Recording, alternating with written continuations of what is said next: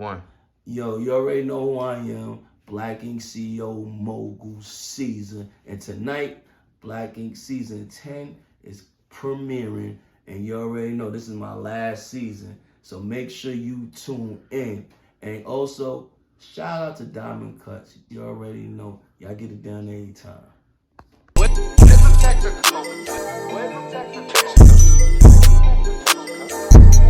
What's good, everybody? It's Tee Becoate, Diamond Cut Media. And the guy to my right, y'all know him, man. Ceasar Emanuel was once a star on VH1, Black Ink Crew. We got him here today, man. How you doing, Ceasar? Good. How you doing? It was good. Good to have you here, man. Oh, thank you, man. I remember being young, watching VH1, seeing you do your thing on Black Ink Crew. Yeah. Had the store right in the hood across the street from Foster, right in the heart of Harlem. Yeah, you know? people forget about that, yo. Yeah, I was doing a lot of research on you, trying to get the questions right. Watched your My Expert Opinion interview, which was good, by the way. Thank you. Shout out to those guys. Have a great platform as well. You know, I want to get into your story a little bit about your journey and what you got coming next. Yeah, ask away. All right, let's start it off. So, you know, you're from the Bronx. Right. A lot of people would think you're from Harlem because you had the store in Harlem. Right. So, you know, I want to talk about kind of your come up in the Bronx. What part of the Bronx you from? And, you know, what was it like being in the Bronx? Well, originally, I'm from like Gun Hill Road, East Gun Hill Road, because a lot of people don't know I'm Jamaican. Okay. You know what I mean? But my cousin, he's from 174th and Vice. And I always had a tendency to, from when I was little, to be with Ted. You feel me? So he be over in 174th and Vice, and I'm always over there to the point that everybody used to think I was from 174th and Vice. Because from a young kid, I'm playing basketball in the Boys and Girls Club. I'm on the teams. We on the swimming team. Everything I did as a youth, Right. I went to the hood and did it instead of staying in the suburbs. So it was just an ill thing. And then it's so bugged because, damn, I really grew up in the Bronx. Like I grew up in some harsh environments in the Bronx, like South Bronx. Back then, when I was growing up, it was nothing to play with. Like we was really jumping off dirty mattresses and cracking infested, needle infested backyards and shit, basically junkyard. Like it was a different time. What people don't understand is like coming up from the Bronx, it makes you almost, how can you say it? It makes you built for anything. Like if you survive the Bronx, you can survive anything, man. World War III, anything, you know. Right. That was the Bronx. Bronx is different, you know. And what was some of your like early inspirations growing up? Like, what was some of the stuff you was looking up to, you know, that kind of got you on track to doing what you're doing today? That's crazy because I used to, my influences were the bad guys in every movie, the drug dealers who was shining and form. Like I always looked up to people of influence and also of certain stature, not just wealth, but you know somebody who just walk in the room and everybody just stop. That type of person, you feel me? So it was always like I looked up to a person. I always like, why do people really gravitate to someone like that? And it wasn't until I was able to like understand the confidence you had to have. Because people don't understand, like a lot of people get geeked up off of other people patting their back, but it's really on you. At the end of the day, you're born alone, you're gonna die alone. So you gotta really be that bat in your back to believe in you. Because most of the time, when people don't really believe in you, they just need something to root for. Right. And how long did it take for you to realize that? Did you realize that young or as you became a man and got older?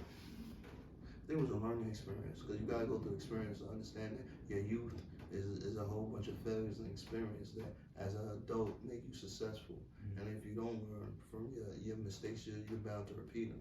So with me now, I always learned that like to be a leader, you gotta understand certain things and not duplicate it, but just fix it the first time around. Gotcha. All right, cool. And so you had those early inspirations. When did you get into like? I saw you were always drawing, and we're gonna get into that a little bit too, because in your last interview you talked about like in the hood growing up, how we have to hide some of our talents. Yeah. So I wanted to know, when did you realize that I could be a tattoo artist? Like what inspired you to want to do tattoos? It's crazy. There's a kid called Andre Malcolm that grew up with me, and right now he's like one of the world-renowned tattoo artists, right? we grew up together. And you know, it's always like whatever you do to somebody in your neighborhood that either does it better than you or do you the same, and you got to battle them. Either riding bikes, girls were double dutching. With me, it was drawing. Drawing was my shit. But there was this kid named Andre Malcolm, who everybody said was nicer than me. And he lived down the block. So, you know, what kind of bike I had at the time? I forgot what it was, but it had the 6-speed on it. I remember putting that shit in third gear and riding over there like ain't no one nicer than me. So me and him had a battle. He beat me. With the bikes or no, drawing? we were drawing. Word. Because he knew how to draw and he knew how to color. He had them expensive markers too. His moms used to spoil him. I was mad at that. So boom, right? That rivalry was always there. But like when I got older now, I was like trying to get out the streets. Andre was tattooing at the time. So I was like, let me go get a tattoo for my boy. Right? Because we still friends at this point. We still friends now to this day. So I go up to Tough City in the Bronx, and he's tattooing there. So I just sat there with him today and just chilled. Now, I didn't mean to clock his money, but you know, I was clocked his money. I'm like, yo, bro, how much did you make today? He's like, yo, I made like $1,500. I'm like, yo, you make that shit on the like? He's like, yeah, I'll be knocking shit out. Let's look at the math. I'm like, that's more than I make in the streets. And then I don't have to pay RIA, tax-free, and I ain't gotta watch my bag. Now I'm getting the fuck out the game, right? And especially, I was about to have my daughter. So, you know, I had Andre help me with a couple things. And then I had another person teach me, because Andre was too busy to teach me. You know what I mean? Andre is an excellent friend, but he's a horrible teacher. Like, he tries, but you'll get lost, you feel me? So what happened was I had to learn from somebody else, which is a whole nother story. But then I doubled back to Dre, because by then he was like, he was tattooing white boys, he's tattooing everything. He's charging $10,000 for tattoos, like a whole bodysuit he's on now. So we got to the point now that right now I still look up to Dre. Would you say he's one of the first like dudes from the hood in the Bronx to like get on big time with tats? Hell yeah.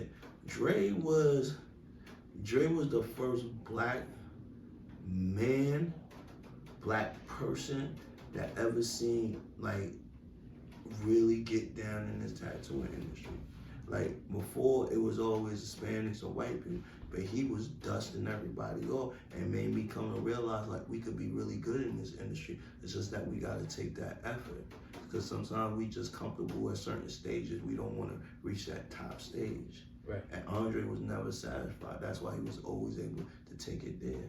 And I saw you say that like one of your goals was to like kind of showcase like black tattoo artists.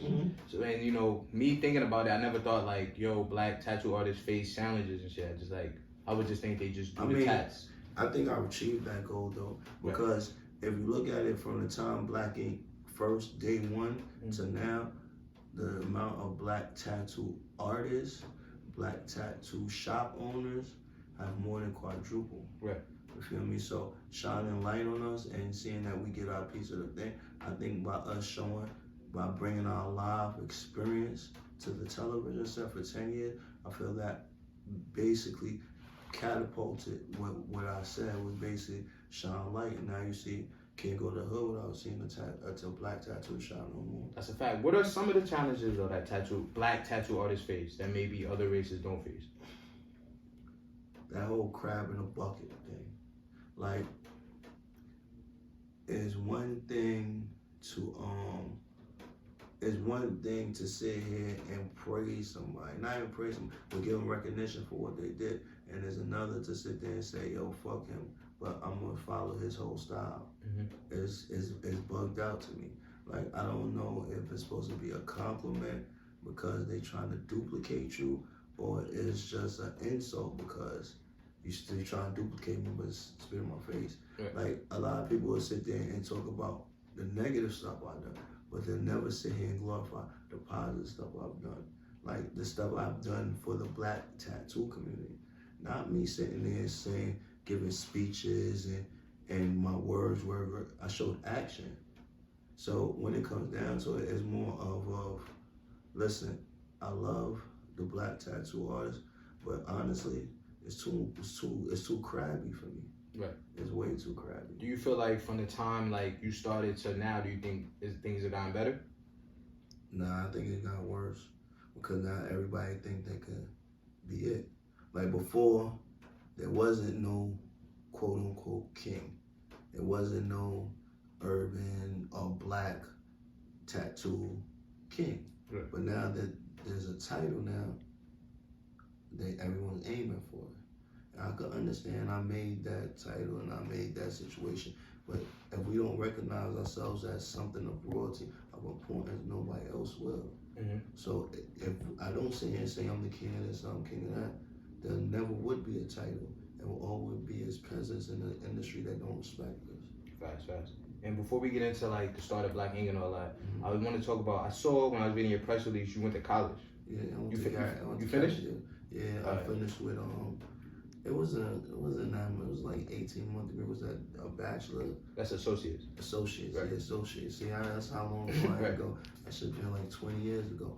Associates, and what happened what's that shit when you get top of the class? Like valedictorian. It's different. It's like different ones. Valedictorian, salutatorian, what's the other? Nah, I was valedictorian. I was smart with that shit. I went there to just draw, and the motherfuckers taught me everything. To this day, I could do almost everything from making a website to make ads. It was crazy because when I first got out of college, that's what I did. I got into the advertising field. And I was pretty fucking good. If I stood there, I couldn't say I'd have been bored as fuck. Right. And the reason I bring that up, because there's a lot of kids from the hood that look at you and like, they need to hear like, yo, Ceasar went to college too.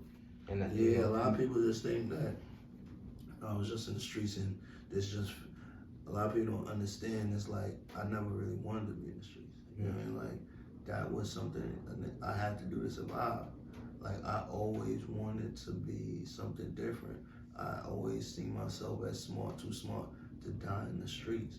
Like, I was just telling somebody earlier today, when I was younger, I wanted to design video games. Right. Like, I never thought my destiny should just be somebody that people consider less of. Because the world consider us less because they consider us fucking criminals and all types of shit, dumb shit. So I always sat there like, nah, I want to be something different. But that ain't where the road led me, yo. That's the funny shit. Cause now in a million years, I think I'll be a tattoo artist. Right.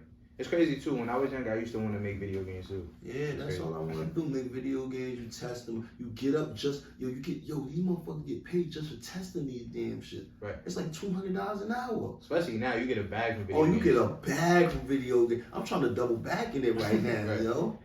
All right, cool. So like, let's get into Black Ink, the actual shop. Okay. How did that come about? That came about with some bullshit. Like, I left Brooklyn. I left my Brooklyn shop. Wait, before we get into that, so I'm gonna cut you off. You had a shop in Brooklyn prior to Black Ink, right? Mm-hmm. So what was the first shop you had? It wasn't Black Ink? No, it was Joaquin's Ink. Okay. It was on Marcus Garvey between Jefferson and Hancock. Anybody know Brooklyn? That was Homicide Boulevard back in the days. That's where basically the blood started in Brooklyn. All that shit was that block. Mm-hmm. So, being from uptown, you had to hold your ground. You know what I mean? Make sure the motherfuckers know that you wasn't to play with. Having a shop out there, I feel like it toughened me up, but also it made me ignorant, if I'm saying that right. Mm-hmm. So with that said, I decided that I need to go back uptown. Because when I'm sitting here getting in the fights on Fulton for what you're looking at, mm-hmm. Yeah, it's something wrong. I feel that's just not my intelligence level. Right. So at the time, I was in magazines and like a lot of people forget, like I was like in the first Urban Ink. I was in a whole bunch of magazines before even television. So I'm in these magazines. I'm sitting there like I don't want to push my skill set further because right now it's just my brain pushing myself. I need somebody to be around. Mm-hmm. At the time, Andre was at Black Ink. I told you Andre Malcolm. Mm-hmm. I was like, fuck, I'm coming to deal with you. Now, the person who owned Black Ink at the time was called Black Ink Gallery. It was my man, B.O. He was a street nigga. Feel me? He got into a jam. Mm-hmm. But before he got into a jam, and basically, He ain't paid the rent for like 6 months. But we didn't know. We sitting there giving the money up, but no money is being turned into the landlord. So what happened now is he goes on a run. We get an eviction letter. At the time now, shit's crazy. At the time, we just signed a contract with VH1 to film. The whole premises was basically they came to me, and then I break off from Black Ink and do my own shit, which I wasn't cool with it. I was gonna film some way to go around and go to school. What happened was, I guess God was like, yo, you gonna do what I say you gonna do. You gonna own a tattoo shop. Cause I was running away from that shit cause I just wanted to be an artist. I didn't want to own nothing, right? I went across the street to the project, Foster Projects, right? We evicted now, right? Cause remember I told you we had 6 days when we got that letter. That's 20,000. My man B.O. can't find me on the run. Police looking for him. I go right across the street to Foster Projects. I remember 10K, my man's crib. We turned that shit into 10 ink. And I tattooed for a whole month to get that bread up. Gave that bread to the landlord, and even the landlord was kind of hesitant. So I had to get that nigga extra 5 stacks. I must have had $2 on my name. I had enough to make a spare key to give Ted for the shop. Feel me? But I was broke. With that being said and done, I had Black Ink though. Gave them all money I had. Then 3 days later they came with the cameras and didn't even know none of this shit happened. It was a blessing, but that shit was crazy because at the time I just had foot surgery, so I'm limping around trying to get all that shit together. The pins coming out my foot. So it was one of those experiences I'll never forget because I really had to work hard just to keep that experience, this whole situation alive. Right, and you said about 3 days after you got the full ownership of the shop, that's when VH1 came? So how did they go about reaching you? Like, how did they find out about you? You said you was in magazines, everything. I was in magazines and everything, but at that time, Black Ink, we was tattooing all the celebrities. Anybody who came through New York, you came to see us for tattoos. Who's some of the people that came through? Shit. Early on. It was, you name it, like anywhere from Jada Kiss, DMX. I mean, before cameras, like that whole like vibe, like from fucking Angie Martinez, fucking ASAP Rocky and them. ASAP Rocky and them used to be in our fucking show all the time. The whole ASAP shit. We did also Ferg, of course, Ferg. Shit, there's a whole bunch of names. Shit, I hate to keep saying, but I completely forget. But we tattooed a whole bunch of niggas, yo. Maze done chilled down there. I was supposed to tattoo Kim. It was like anybody who really was somebody from back then used to come in there. And it was like, what happened was, you remember Corey Guns had a reality show. So Corey was getting his whole chest tattooed from me. They came in there to film His Son of a Gun from Nick Cannon. They seen the chemistry of the shop, and they was like, yo, let us film this. When it came, I was like, nah. Because even though I wasn't in the streets, we still was in the streets, you know what I mean? We wasn't doing the hard shit, but we was moving weed. So it was like, for what? We getting it good right now. We got legit business. We got this little weed. No one bothers us. The cops just know, like, this is what we do and they leave us alone. As long as we don't cause no problem. That's all they care about. What the fuck we need to be on TV for? So it was like after the 3rd time, after we rejected, my cousin came to me. That was after the 2nd. Because the 3rd time, I said, yeah. And he was like, yo, we can't do this forever. I was like, well, we can't do forever. This shit. I'm like, we're not gonna do this forever. So what else we gonna do? Because the way we're gonna end up with fucking jobs. I said, so you wanna go on TV? He said, fuck, something. I'm like, ain't no one gonna take us entertaining, yo. What the fuck cares about watching motherfuckers tattoo and drink all day? Shoulda knew that shit was some good TV. Who knew, right? He's like, man, listen, what are we gonna do? I said, you know what? Fuck it. These motherfuckers wanna pay us. We'll take our fucking pilot checks and we'll go buy some more work. Right. Man, listen, we shot that pilot. We ain't stopped working since. And like all the original Black Ink crew members, like that were on the first few seasons of the show, like they were all in the shop at that time. Yeah, there wasn't no cast. You can't cast. See, that's the problem that a lot of people don't understand. You could never cast a cast like Black Ink. Like we were all friends and associates way before these cameras came. So we already had the chemistry. We already had, man, shut the fuck up. Like we could talk to each other like that because, you know, we knew each other, you know what I mean? But you can't get that chemistry. You can't find people who's been around each other that you could put on a show and all of them could hold their own. That's what made Black Ink unique, because everybody had their own personality. Everybody had their own segment of the show that people could gravitate to. Right. That's why over the years, like as people basically fell off the show got kind of weaker. Yeah. To the point that I was sitting there the only one, and it's like it was kind of hard to hold that shit together because you missed the old ways, how it used to be. Because you remember how she used to be like, and she used to be shit. We used to be on any, like the soup, all that shit, every weekend, stupid shit we used to do on the TV. Now it's just like rolling through.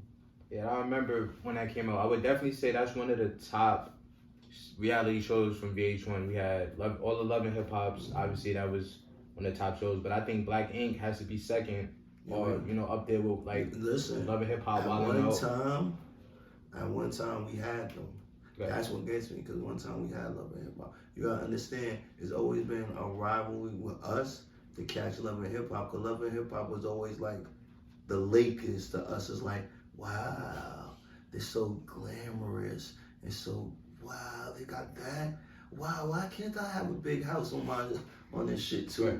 And then us is like, we the fucking, what's the worst team in the NBA? Yo, like, we Kings or something. Yeah, we like the Kings. Everybody like, oh, you little dirty motherfuckers. Oh, we ain't gonna get your teeth done. And then I ain't gonna lie, I look at them old episodes, I be like, damn, we was looking hurt. But that's what made us so believable, because it wasn't like we was just coming up with big bag of money, like, yeah, we better than you. Yeah, you had to see a struggle from the beginning. Right.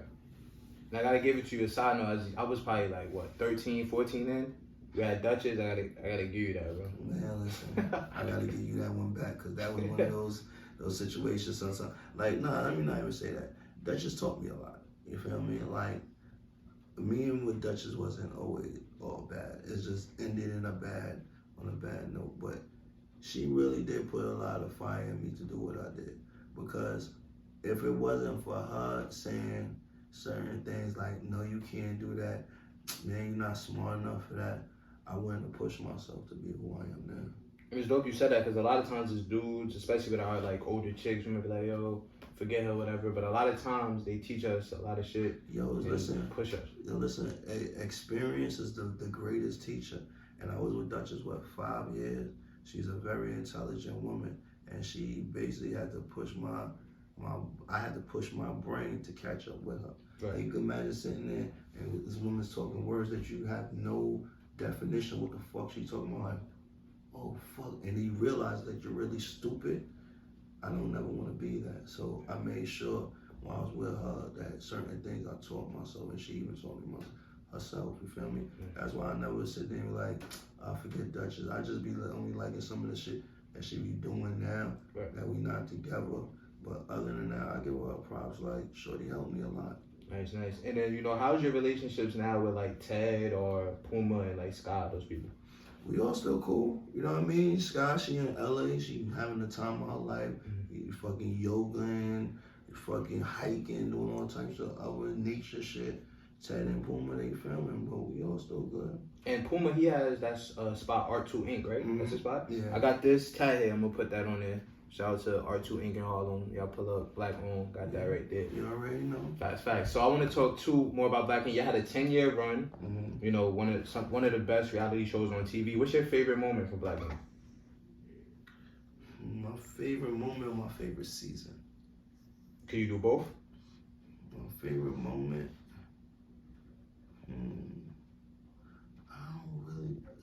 I don't really have a favorite moment. Because there's so many different moments in Black Ink that is so crazy to me. Well, I just know I got a favorite season. Alright, what's your favorite season? Season 5. Why is that your favorite season? Cause I finally got to explore who the fuck I was. Like, you know, being in a relationship sometimes, you know what I mean, you dim yourself down and you just make sure that, you know what I mean, you're good for that person. But season 5 was when I was able to finally figure out who I was and what I wanted to do. And that I feel like was my coming out season. Even though I was already on TV and already a star, I was like, nah, this is when we really started competing for numbers after season 5, because that's when I was going ape shit. Right. And what do you think caused the fall off of Black Ink? I feel like the fall off of Black Ink, I feel like because we couldn't sustain the family. Right. Like, you gotta look at certain core shows that's been going on for over a decade. Like, let's say Housewives, or what's the drink Candy's on? My mom watched that shit. What's that? This is the real one of them Housewives. Yeah, when their core stays together. With Black Ink, our core didn't. Like, if you really think about it, only people that was left was me, Ted, and Puma.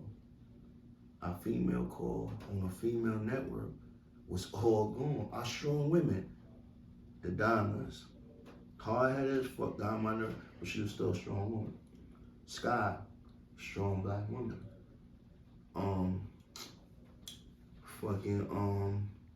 Duchess, strong Black woman. Who else? Alex, strong Latino woman. Even Sassy.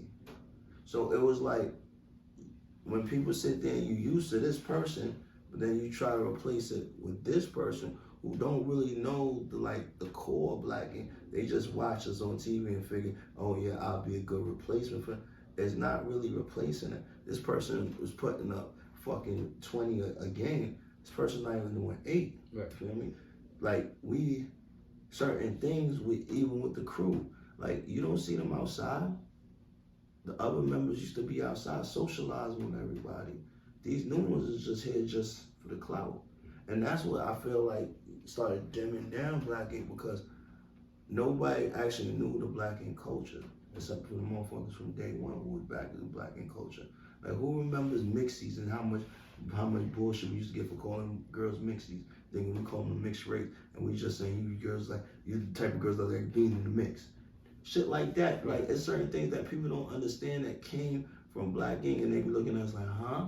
Like, nah, that's why I just feel like certain things, if it was like, if we was to rewind certain shit, I bring back the core crew. So we could see a Black Ink reunion? Have y'all had a reunion? We had one reunion and that shit went left. That went left. They ain't make us have another reunion since, yo. I forgot what season that was, but nah. A reunion, I doubt it. It's like, it ain't on me, but some of the other people that left VH1 and Viacom wasn't really on the best terms, so I don't know. Because if you notice, every one of them, if you ask them about how they was treated and all that, they said they was mishandled. And nobody wants to be mishandled again and again. And I'm glad you said that too, because I know you, in another interview, you were saying how, like, the producers was kind of like, they was the mixy ones, having y'all pit against each other for views and all that.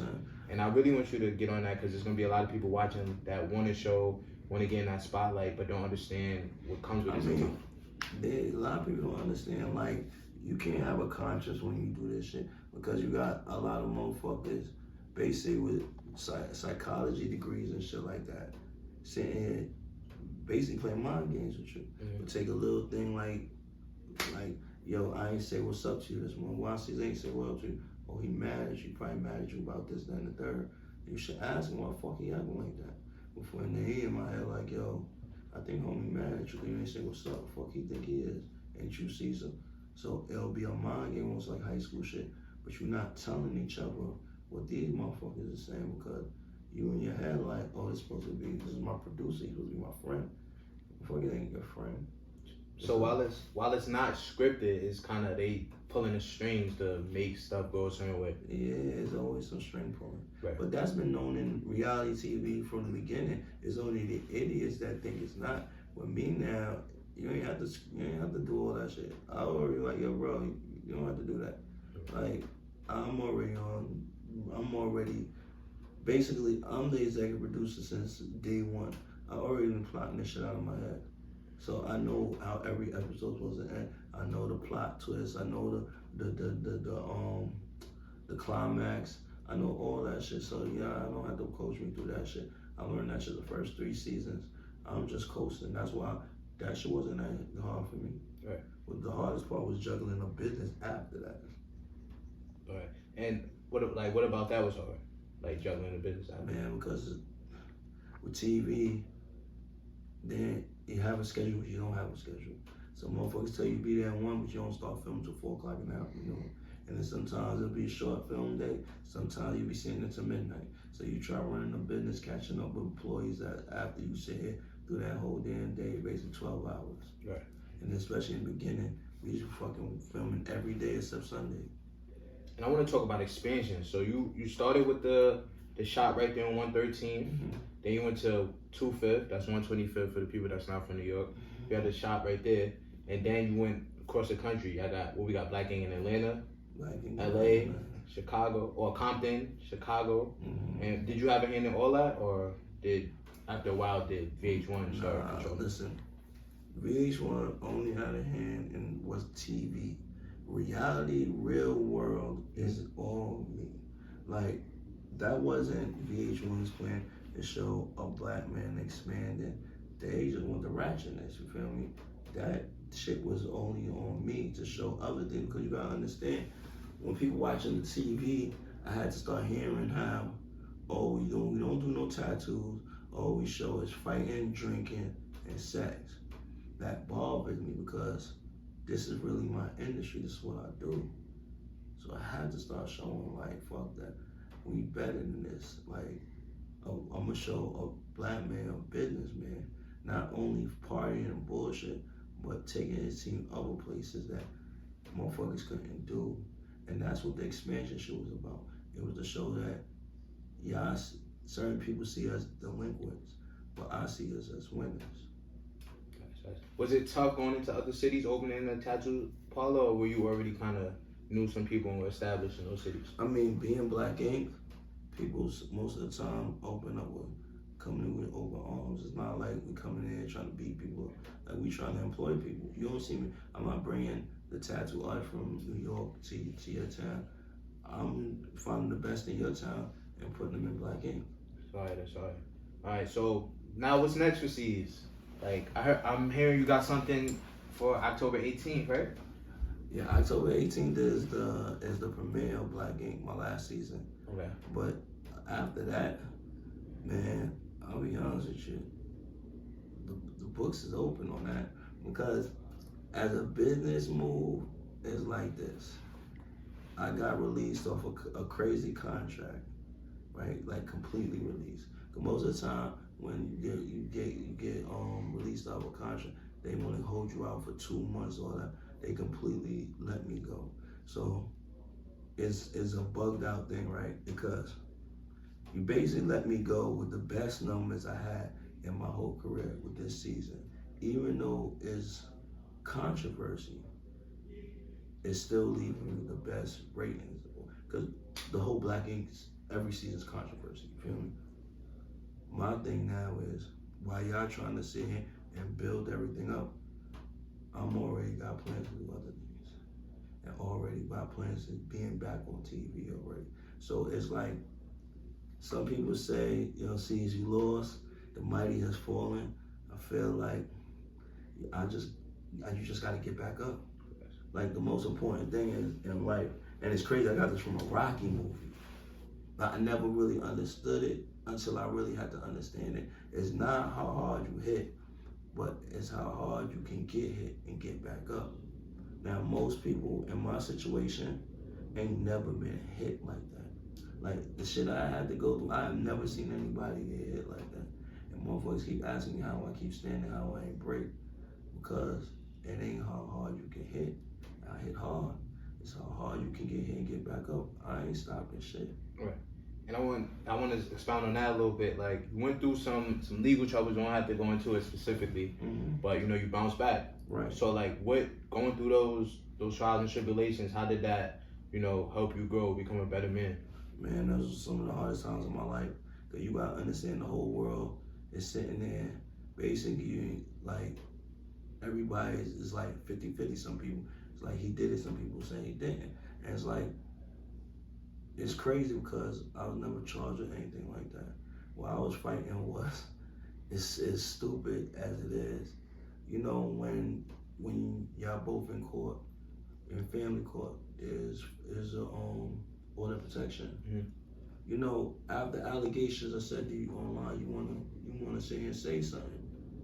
I got brought up in court for violating my order of protection by having a press conference to defend myself.